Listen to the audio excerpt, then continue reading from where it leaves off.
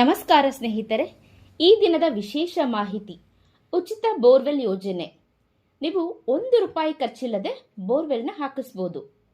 ಹಾಗಿದ್ರೆ ಹೇಗೆ ಅಂತ ತಿಳಿತೀರಾ ಸ್ನೇಹಿತರೆ? ರೈತರಿಗೆ ಬಂಪರ್ ಗಿಫ್ಟ್ ಇದು. ಸ್ವಂತ ಬೋರ್ವೆಲ್ ಕೊರೆಸಲು 5 ಲಕ್ಷ ಹಣ ಸರ್ಕಾರ ನಿಮಗೆ ಸಬ್ಸಿಡಿ ರೂಪದಲ್ಲಿ ಕೊಡ್ತಾ ಇದೆ. ಈಗಲೇ ನೀವು ಇದನ್ನ ಅರ್ಜಿ ಹಾಕಿ ಇದರ ಲಾಭವನ್ನು ಪಡೆಯಿರಿ. ಸ್ನೇಹಿತರೆ, 2026ರಲ್ಲಿ ಕರ್ನಾಟಕ ಸರ್ಕಾರವು ಗಂಗಾ ಕಲ್ಯಾಣ ಯೋಜನೆಯಡಿಯಲ್ಲಿ ರೈತರಿಗೆ ಭರ್ಜರಿ ಸಬ್ಸಿಡಿ ಘೋಷಿಸಿದ್ದು ಅರ್ಜಿ ಪ್ರಕ್ರಿಯೆ ಆರಂಭಗೊಂಡಿದೆ.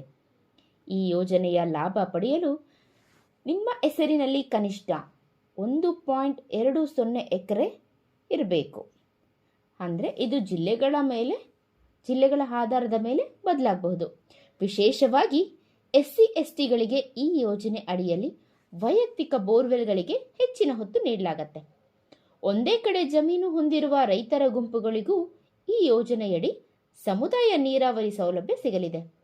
ಅಲ್ಪಸಂಖ್ಯಾತರು ಮತ್ತು ಹಿಂದುಳಿದ ವರ್ಗಗಳ ಕಲ್ಯಾಣ ಇಲಾಖೆ ಮೂಲಕ ಅರ್ಜಿಗಳನ್ನು ಪ್ರತ್ಯೇಕವಾಗಿ ಆಹ್ವಾನಿಸಲಾಗುತ್ತಿದೆ. ಹಾಗಿದ್ರೆ ಅರ್ಜಿ ಸಲ್ಲಿಸೋದು ಹೇಗಪ್ಪ ಅಂದರೆ ಬನ್ನಿ ಹಂತವಾಗಿ ನಾವು ಇದನ್ನು ತಿಳ್ಕೊಳ್ತಾ ಹೋಗೋಣ. ಮೊದಲು ನೀವು ನಿಮ್ಮ ಮೊಬೈಲ್ ಅಥವಾ ನಿಮ್ಮ ಹತ್ತಿರದ ಗ್ರಾಮ ಒನ್ ಕೇಂದ್ರದಲ್ಲಿ ಅರ್ಜಿಯನ್ನು ಸಲ್ಲಿಸಬೇಕು. ಮೊದಲಿಗೆ ಸೇವಾ ಸಿಂಧು ಗಂಗಾ ಕಲ್ಯಾಣ ಯೋಜನೆ ಇದರ ಅರ್ಜಿ. ಮೊದಲು ಸೇವಾ ಸಿಂಧು ಅಧಿಕೃತ ವೆಬ್ಸೈಟ್ಗೆ ಭೇಟಿ ನೀಡಿ ಆಧಾರ್ ಕಾರ್ಡ್, ಪಹಣಿ, ಜಾತಿ ಮತ್ತು ಆದಾಯ ಪ್ರಮಾಣ ಪತ್ರನ ರೆಡಿ ಮಾಡಿಟ್ಕೊಂಡಿರಿ. ಹಾಗೆ ರೈತರ ಹೆಸರಿನಲ್ಲೇ ಇರುವ ಬ್ಯಾಂಕ್ ಖಾತೆಯ ಪಾಸ್ಬುಕ್ ಬೇಕಾಗತ್ತೆ. ಆನ್ಲೈನ್ನಲ್ಲಿ ಫಾರ್ಮ್ನ ಭರ್ತಿ ಮಾಡಿ ಅಗತ್ಯ ದಾಖಲೆಗಳನ್ನು ಅಪ್ಲೋಡ್ ಮಾಡಿ ನೀವು ಸಬ್ಮಿಟ್ ಬಟನ್ ಅನ್ನು ಕ್ಲಿಕ್ ಮಾಡಿ. ಹೊಸ ಬೋರ್ವೆಲ್ ಕೊರೆಸೋದಕ್ಕೆ ಎಷ್ಟು ಸಬ್ಸಿಡಿ ಸಿಗುತ್ತಪ್ಪ ಅಂದರೆ, ರೈತರು ಉಚಿತ ಬೋರ್ವೆಲ್ ಪಡೆಯೋದು ಹೇಗೆ ಅನ್ನೋ ಪ್ರಶ್ನೆಗೆ ಉತ್ತರ ಏನು ಅಂದರೆ, ಕರ್ನಾಟಕ ಸರ್ಕಾರ ಏನು ನೀವು ಘಟಕ ವೆಚ್ಚ ಇದೆಯಲ್ಲ ಆ ವೆಚ್ಚವನ್ನು 5 ಲಕ್ಷದವರೆಗೆ ನಿಗದಿಪಡಿಸಿದೆ. ಇದರಲ್ಲಿ ಬೋರ್ವೆಲ್ ಕೊರೆಸೋದು, ಪಂಪ್ಸೆಟ್ ಖರೀದಿ ಮತ್ತು ವಿದ್ಯುದೀಕರಣ ವೆಚ್ಚವೂ ಕೂಡ ಸೇರಿರುತ್ತೆ. ಒಂದು ವೇಳೆ ನೀರಿನ ಸೆಲೆ ಸಿಗದೆ ಇದ್ದರೆ ಪರ್ಯಾಯ ವ್ಯವಸ್ಥೆ ಅಥವಾ ಪರಿಹಾರದ ಬಗ್ಗೆ ಇಲಾಖೆ ಹೊಸ ನಿಯಮವನ್ನು ರೂಪಿಸಿದೆ. ಹೀಗಾಗಿ ರೈತರೇನು ಆತಂಕ ಪಡುವಂತಹ ಅಗತ್ಯ ಇಲ್ಲ. ನೀವು ಅರ್ಜಿ ಸಲ್ಲಿಸಲು ಕೊನೆಯ ದಿನಾಂಕ 2026. ಯಾವುದೇ ಸರ್ಕಾರಿ ಯೋಜನೆಯಲ್ಲಿ ಸಮಯ ಪ್ರಜ್ಞೆ ಅನ್ನೋದು ಮುಖ್ಯವಾಗಬೇಕು ಸ್ನೇಹಿತರೆ. ಅರ್ಜಿ ಸಲ್ಲಿಸೋದಕ್ಕೆ ಸಾಮಾನ್ಯವಾಗಿ 30 ರಿಂದ 45 ದಿನಗಳ ಕಾಲಾವಕಾಶ ನೀಡಲಾಗತ್ತೆ. ಈ ಬಾರಿ ಅರ್ಜಿಯ ಪ್ರಕ್ರಿಯೆ ಈಗಾಗಲೇ ಸ್ಟಾರ್ಟ್ ಆಗಿದೆ. ಏಪ್ರಿಲ್ ತಿಂಗಳ ಅಂತ್ಯದೊಳಗೆ ಪ್ರಕ್ರಿಯೆ ಪೂರ್ಣಗೊಳಿಸಲು ಸರ್ಕಾರ ಗುರಿಯನ್ನು ಹೊಂದಿದೆ. ತಡ ಮಾಡದೆ ನಿಮ್ಮ ಭಾಗದ ಕೋಟಾ ಮುಗಿಯುವ ಸಾಧ್ಯತೆ ಇರುತ್ತೆ. ಹಾಗಾಗಿ ದಾಖಲೆಗಳನ್ನು ತಕ್ಷಣವೇ ಸರಿಪಡಿಸಿಕೊಂಡು ಅರ್ಜಿಯನ್ನು ಸಲ್ಲಿಸಿ. ಸ್ನೇಹಿತರಾಗಿದ್ದರೆ ನೀವು ಕೇಳ್ಬೋದು 2026ರಲ್ಲಿ ಏನೆಲ್ಲ ಬದಲಾವಣೆ ಆಗಿದೆ ಅಂತ.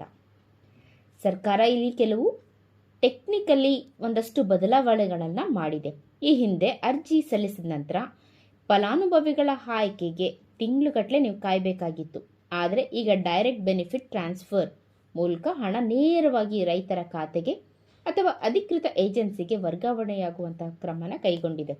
ವಿಶೇಷ ಅಂದರೆ ಈ ಬಾರಿ ಸೌರಶಕ್ತಿ ಚಾಲಿತ ಪಂಪ್ ಸೆಟ್ ಅಳವಡಿಕೆಗೂ ಕೂಡ ಈ ಯೋಜನೆಯಡಿ ಆದ್ಯತೆ ನೀಡಲಾಗ್ತಿದೆ. ವಿದ್ಯುತ್ ಸಂಪರ್ಕಕ್ಕಾಗಿ ಎಸ್ಕಾಂ ಕಚೇರಿಗಳಿಗೆ ಅಲಿಯೋದನ್ನು ಕೂಡ ಸರ್ಕಾರ ತಪ್ಪಿಸಿ ಹೊಸ ಪ್ಲಾನ್ನೇ ಮಾಡಿದೆ ಅಂತ ಹೇಳ್ಬೋದು. ಇದರಿಂದ ರೈತರಿಗೆ ಹಗಲು ಹೊತ್ತಿನಲ್ಲೇ ಕೂಡ ಉಚಿತವಾಗಿ ನೀರಾವರಿ ಸೌಲಭ್ಯ ಸಿಗಲಿದೆ. ಸ್ನೇಹಿತರೆ, ಗಂಗಾ ಕಲ್ಯಾಣ ಯೋಜನೆಯಡಿ ನೀಡುವಂತಹ ಹಣ ಎಲ್ಲ ಜಿಲ್ಲೆಗಳಿಗೂ ಒಂದೇ ಸಮ ಇರೋದಿಲ್ಲ. ಇದನ್ನು 2 ಭಾಗಗಳಾಗಿ ವಿಂಗಡಣೆ ಮಾಡ್ತಾರೆ. ಭಾಗ 1 ಬೆಂಗಳೂರು ನಗರ, ಗ್ರಾಮಾಂತರ, ರಾಮನಗರ, ಕೋಲಾರ, ಚಿಕ್ಕಬಳ್ಳಾಪುರ ಮತ್ತು ತುಮಕೂರು ಜಿಲ್ಲೆಗಳಲ್ಲಿ ಅಂತರ್ಜಲ ಮಟ್ಟ ಕುಸಿದಿರೋದ್ರಿಂದ ಇಲ್ಲಿ ಬೋರ್ವೆಲ್ ಕೊರೆಸಲು ಗರಿಷ್ಠ 4,75,000ದಿಂದ ಹಿಡಿದು 5 ಲಕ್ಷದವರೆಗೆ ಸಹಾಯಧನ ಸಿಗುತ್ತೆ. ಹಾಗೆ ಭಾಗ 2 ಇತರ ಜಿಲ್ಲೆಗಳು. ಉಳಿದಂತಹ ಜಿಲ್ಲೆಗಳಲ್ಲಿ ಈ ಘಟಕ ವೆಚ್ಚವನ್ನು 3,75,000 ನಿಗದಿಪಡಿಸಲಾಗಿದೆ. ಇದರಲ್ಲಿ ವಿದ್ಯುದೀಕರಣಕ್ಕಾಗಿ ತಗಲುವಂತಹ 75,000 ವೆಚ್ಚ ಕೂಡ ಇನ್ಕ್ಲೂಡ್ ಆಗಿರುತ್ತೆ. ಹಾಗಿದ್ರೆ ನಿಮ್ಮ ಅರ್ಜಿ ತಿರಸ್ಕೃತವಾಗದಂತೆ ಹೇಗಪ್ಪ ತಡೀತೀರಾ ಅಂದರೆ, ಅನೇಕ ರೈತರು ಅರ್ಜಿ ಸಲ್ಲಿಸಿದ್ರು ಅವರಿಗೆ ಸೌಲಭ್ಯ ಸಿಗ್ತಾ ಇಲ್ಲ. ಇದಕ್ಕೆ ಮುಖ್ಯ ಕಾರಣ ದಾಖಲೆಗಳಲ್ಲಿ ಸಣ್ಣ ತಪ್ಪುಗಳು ಇರುವುದು. ನೀವು ಅರ್ಜಿಯನ್ನು ಸಲ್ಲಿಸಬೇಕಾದ್ರೆ ನಿಮ್ಮ FID ನಂಬರ್ ಕಡ್ಡಾಯ. ಅಂದರೆ ಕೃಷಿ ಇಲಾಖೆಯ ಫ್ರೂಟ್ಸ್ ಪೋರ್ಟಲ್ನಲ್ಲಿ ನಿಮ್ಮ ಜಮೀನಿನ ವಿವರ ನೋಂದಣಿಯಾಗಿರಬೇಕು. ನಿಮ್ಮ ಹತ್ರ FID ಇಲ್ಲದೆ ಇದ್ದರೆ ನೀವು ತಕ್ಷಣವೇ ಮಾಡಿಸ್ಕೊಳ್ಬೇಕಾಗಿ ಬರುತ್ತೆ. ಹಾಗಿದ್ರೆ ನಿಮ್ಮ ಆದಾಯ ಮಿತಿ ಅಂದರೆ ಗ್ರಾಮೀಣ ಭಾಗದ ರೈತರ ಕುಟುಂಬದ ವಾರ್ಷಿಕ ಆದಾಯ 6 ಲಕ್ಷಕ್ಕಿಂತ ಕಡಿಮೆ ಇರಬೇಕು. ನಿಮ್ಮ ಜಮೀನಿನ ಪಕ್ಕದಲ್ಲೇ ಈಗಾಗಲೇ ಸರ್ಕಾರಿ ಬೋರ್ವೆಲ್ ಇದ್ದರೆ ಅಥವಾ ಸಾರ್ವಜನಿಕ ನೀರಿನ ಮೂಲ ಇದ್ದರೆ ಅಂತಹ ಜಮೀನುಗಳಿಗೆ ಸಿಗೋದು ಸಬ್ಸಿಡಿ ಹಣ ಕಷ್ಟ ಆಗುತ್ತೆ. ಹಾಗಿದ್ರೆ ನೀವು ನಿಮ್ಮ ಅರ್ಜಿಯ ಸ್ಥಿತಿಯನ್ನು ಹೇಗೆ ತಿಳ್ಕೊಳ್ಬೇಕು ಅಂದರೆ, ನೀವು ಅರ್ಜಿ ಸಲ್ಲಿಸಿದ ನಂತರ ಸುಮ್ಮನೆ ಕೂತ್ಕೊಳ್ಬಾರ್ದು.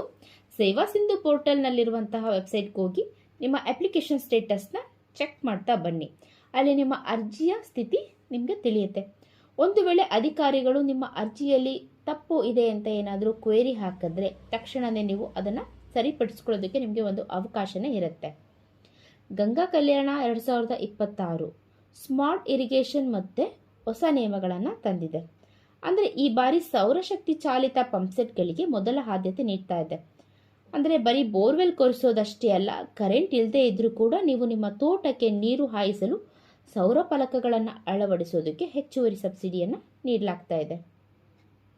ಹಾಗೆ ಬೋರ್ವೆಲ್ ಕೊರೆಸಿದ ನಂತರ ಅಧಿಕಾರಿಗಳು ಬಂದು ಚೆಕ್ ಮಾಡೋ ಅವಶ್ಯಕತೆ ಇಲ್ಲ. ರೈತರು ತಮ್ಮ ಮೊಬೈಲ್ ಮೂಲಕನೇ ಬೋರ್ವೆಲ್ ಪಾಯಿಂಟ್ನ ಜಿಯೋ ಟ್ಯಾಗ್ ಮಾಡಿ ಫೋಟೋ ಅಪ್ಲೋಡ್ ಮಾಡಬೇಕಾಗತ್ತೆ. ಇದರಿಂದ ಮಧ್ಯವರ್ತಿಗಳ ಕಾಟ ಇರೋದಿಲ್ಲ. ಹಾಗೆ ಹಣ ನೇರವಾಗಿ ನಿಮ್ಮ ಅಕೌಂಟ್ಗೆ ಬಂದು ಸೇರತ್ತೆ. ಹಾಗೆ ಸ್ನೇಹಿತರೆ, ಒಬ್ಬರೇ ರೈತರಿಗಿಂತ ಈ ಸರಿ ಸಣ್ಣ ಮತ್ತು ಅತಿ ಸಣ್ಣ ರೈತರ ಗುಂಪು ಯೋಜನೆಗೆ ಸರ್ಕಾರ 2026ರಲ್ಲಿ 5 ಲಕ್ಷದವರೆಗೆ ಅನುದಾನ ಹೆಚ್ಚಿಸಿದೆ. ಅಂದರೆ 3-4 ಜನ ರೈತರು ಸೇರಿ ಒಂದು ದೊಡ್ಡ ಬೋರ್ವೆಲ್ನ ಕೊರೆಸಿದ್ರೆ ಅಥವಾ ಅದಕ್ಕೆ ಪೈಪ್ ಲೈನ್ ಮತ್ತು ವಿದ್ಯುತ್ ಸಂಪರ್ಕ ನಿಮಗೆ ಸಂಪೂರ್ಣವಾಗಿ ಉಚಿತವಾಗಿ ಸಿಗಲಿದೆ. ಆಮೇಲೆ ಈ ಬಾರಿ ನೀವು ಅರ್ಜಿ ಸಲ್ಲಿಸುವಾಗ ನಿಮ್ಮ ಪಹಣಿಯಲ್ಲಿ ಮಣ್ಣಿನ ಆರೋಗ್ಯ ಕಾರ್ಡ್ ಇರೋದನ್ನು ಕಡ್ಡಾಯ ಮಾಡಿಕೊಂಡು ನೀವು ಅಪ್ಲೈ ಮಾಡಿದ್ರೆ ಒಳ್ಳೆಯದು ಸ್ನೇಹಿತರೆ. ಇವತ್ತಿನ ಮಾಹಿತಿ ನಿಮ್ಮೆಲ್ಲರಿಗೂ ಉಪಯೋಗ ಆಗಿದೆ ಅಂತ ಭಾವಿಸ್ತೀನಿ. ಧನ್ಯವಾದಗಳು.